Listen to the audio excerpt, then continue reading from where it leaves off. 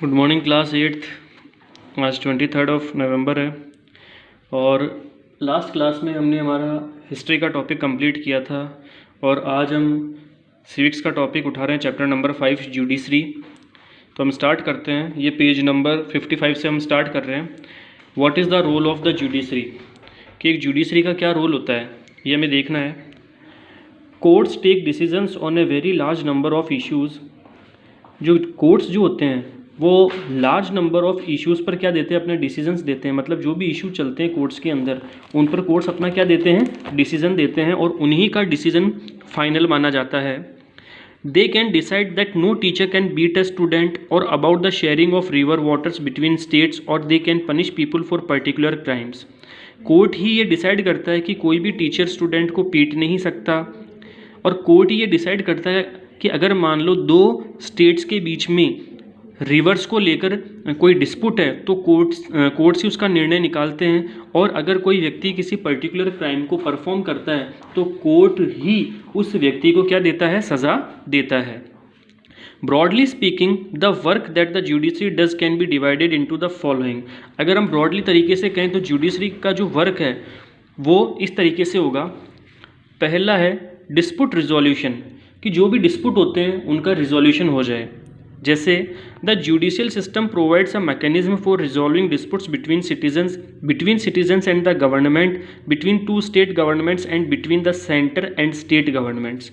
Judicial system एक mechanism को provide करवाता है जिसकी वजह से अगर मानो कि जनता के बीच में अगर कोई डिस्प्यूट है या जनता या सरकार के बीच में कोई डिस्प्यूट है या दो राज्यों की सरकारों के बीच में आपस में कोई डिस्प्यूट है या किसी राज्य सरकार का केंद्र सरकार से कोई डिस्प्यूट है तो जुडिशियल सिस्टम ही उसे रिजॉल्व कर सकता है। मतलब अगर मान लो किन्हीं दो इंसानों के बीच में कोई डिस्प्यूट है तो वो अपना केस कोर्ट में लेके जा सकते हैं और जुडिशियल सिस्टम से ही उन्हें क्या मिल सकता है, न्याय मिल सकता है। या अगर किसी या राज्य के सिटीजन्स और राज्य की जो सरकार है उनके बीच में डिस्प्यूट है तो ही जुडिशियल सिस्टम इनमें भी अपना निर्णय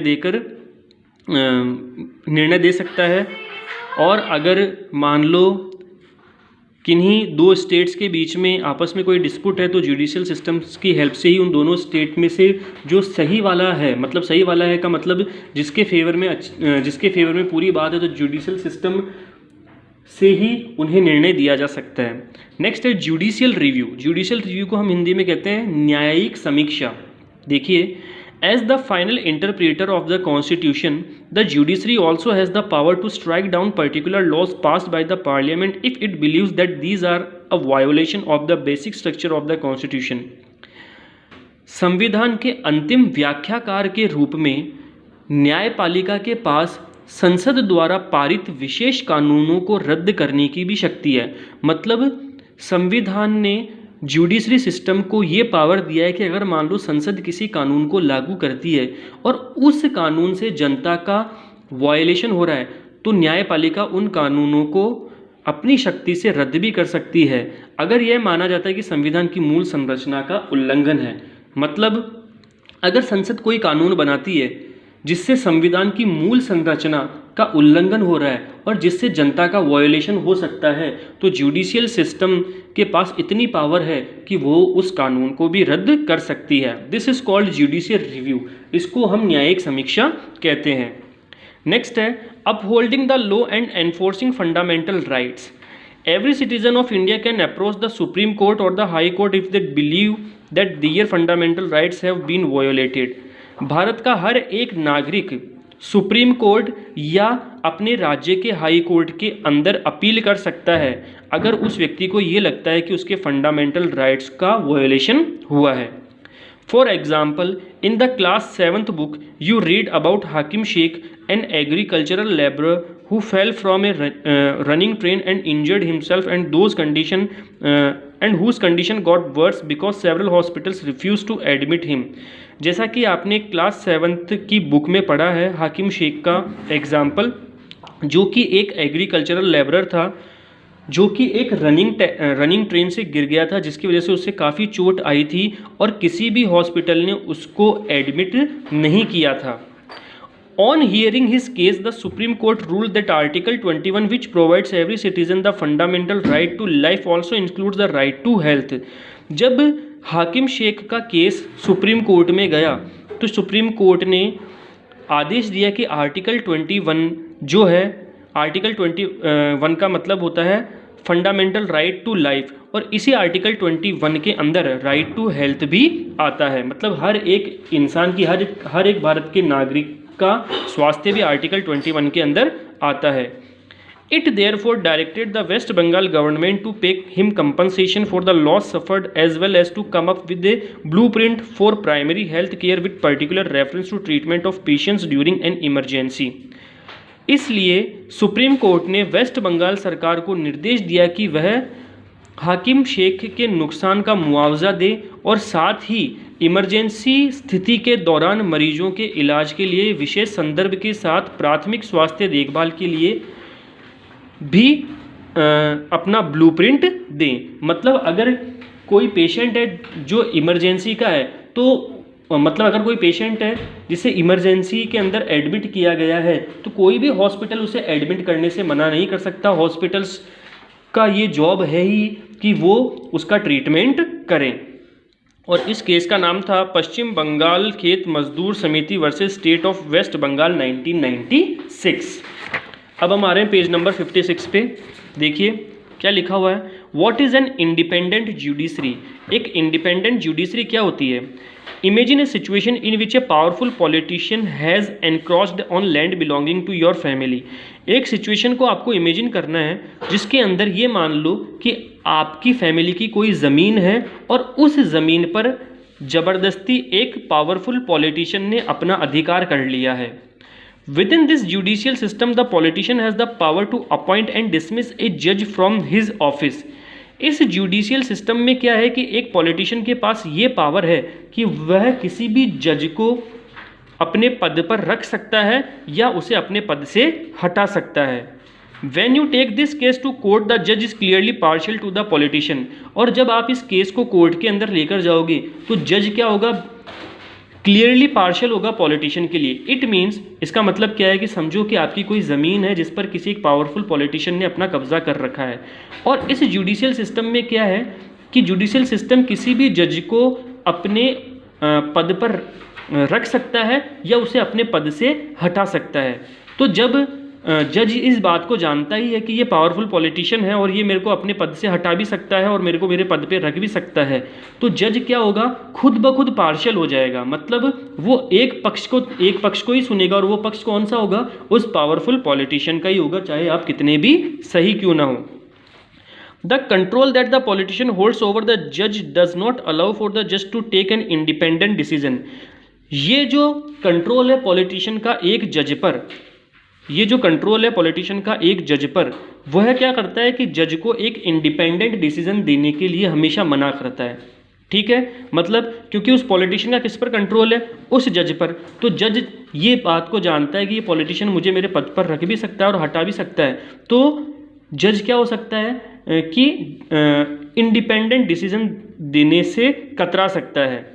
this lack of independence would force the जज to make all judgements in favour of the politician. ये जो इंडिपेंडेंस की कमी है जज के लिए, इसकी वजह से क्या होता है कि जो भी फैसला होना होगा वो पॉलिटिशियन के फेवर में ही होगा। Although we often hear of rich and powerful people in India trying to influence the judicial process, यद्यपि हम इस चीज़ को सुनते ही रहते हैं कि भारत के रिच और पावरफुल जो पॉलिटिशियंस हैं या रिच और पावरफुल जो व्यक्ति जो हैं वो जुडिशियल प्रोसेस को प्रभावित करने की कोशिश करते हैं। The Indian constitution protects against this kind of situation by providing for the independence of the judiciary. इस वजह से भारतीय संविधान ने इन सब चीज़ों को रोकने के लिए जुडिशरी को इंडिपेंडेंट बनाया है। One aspect of this independence is the separation of powers.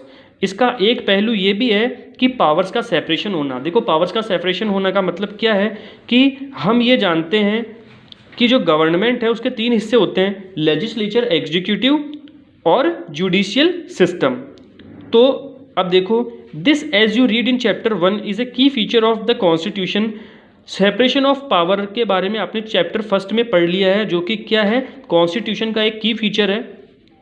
What this means here is that other branches of government, separation of power का मतलब यहाँ पर क्या है कि गवर्नमेंट की जो अदर ब्रांचेज है, मतलब जुडिशरी के अलावा गवर्नमेंट की जो अदर ब्रांचेज हैं, कौन कौन सी हो गई, लेजिस्लेचर और executive, the legislature and the executive can not interfere in the work of the judiciary, way judiciary के वर्क के अंदर इंटरफेयर नहीं कर सकते। मतलब लेजिस्लेचर और एग्जीक्यूटिव जुडिशरी के वर्क के अंदर इंटरफेयर नहीं कर सकते। The courts are not under the government and do not act on their behalf, Bharat के जितने भी कोर्ट्स हैं वह सरकार के अंडर में नहीं है और ना ही वे सरकार के लिए काम करते हैं। For the above separation to work well, it is also crucial that all judges in the High Court as well as the Supreme Court are appointed with very little interference from these other branches of government. अच्छी तरह से काम करने के लिए उपरोक्त अलगाव के लिए यह भी महत्वपूर्ण है कि हाई कोर्ट के साथ साथ सुप्रीम कोर्ट के सभी जजेस को सरकार की इन अन्य शाखाओं से बहुत कम हस्तक्षेप के साथ नियुक्त किया जाता है। सरकार की ये दो शाखाएं कौन कौन सी है, लेजिस्लेचर और एग्जीक्यूटिव। मतलब जुडिशरी जो है वो ना तो लेजिस्लेचर के लिए काम करती है ना एग्जीक्यूटिव के लिए काम करती है। तो सरकार ने क्या कर रखा है कि हाई कोर्ट और सुप्रीम कोर्ट के जो भी जजेस हैं उनको अपॉइंट करने में लेजिस्लेचर का ना तो कोई हाथ होता है और ना ही एग्जीक्यूटिव का कोई हाथ होता है।